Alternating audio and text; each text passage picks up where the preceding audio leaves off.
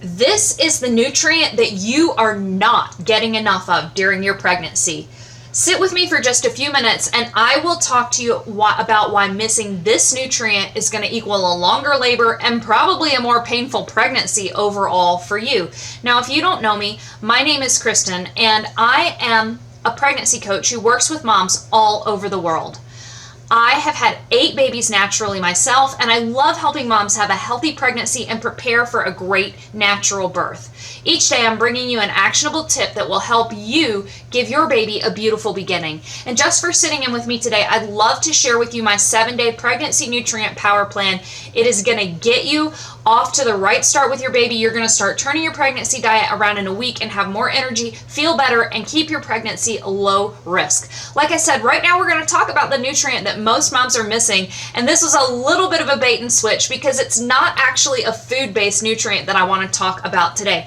I actually want to talk about movement, which Katie Bowman, who is a biophysicist, that means she studies the way that our bodies move, and she particularly studies women's bodies, talks about how we need movement snacks. We need nutritious movement, and I would encourage you to look up her information.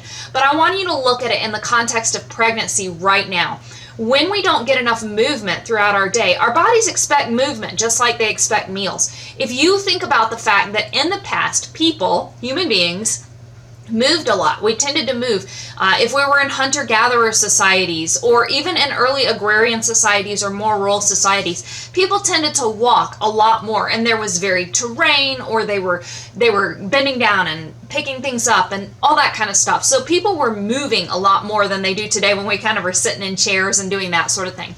So I want you to think about that, and then think about pregnancy and birth. And what we need during pregnancy and birth is for our bodies to adjust and adapt and be ready to give birth to our babies. And dynamic movement is something that really helps. We need nutrients throughout the day when it comes to food, and we need movement nutrients too, because your baby is preparing for birth. Now, early on in pregnancy, movement is really helpful because it keeps you feeling better. I've had 8 babies myself, and I know for a fact the pregnancies where I was more active, I felt better in. And even when I struggled with morning sickness and fatigue at the end of pregnancy, I almost always felt better if I took a walk. So this is definitely for you right from the beginning.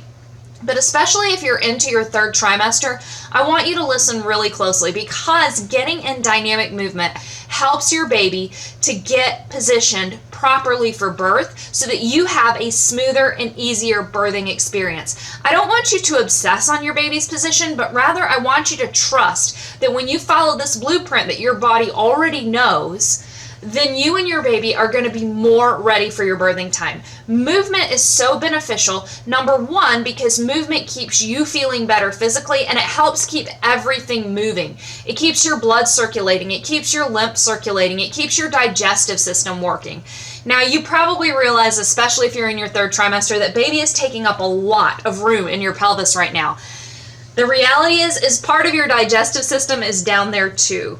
So if we think about the fact that our intestines and our bowels are down there with baby, our bladder is down there with baby, if those things are full and distended and you're uncomfortable, that can actually cause problems with baby getting positioned in an optimal position. So you want to keep things moving and flowing and going throughout there so that baby can settle into the best position for him or her.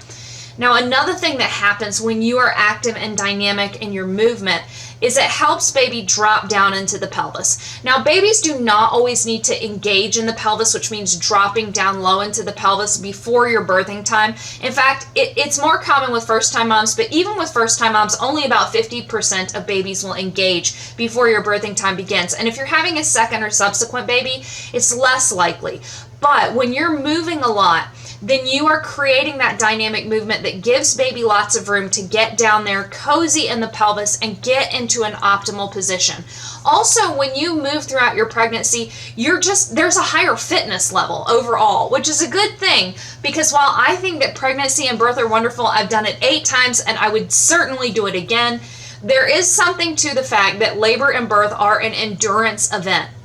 And when you go through your pregnancy and you've been moving regularly, then you are just have more of a baseline level of training, so to speak.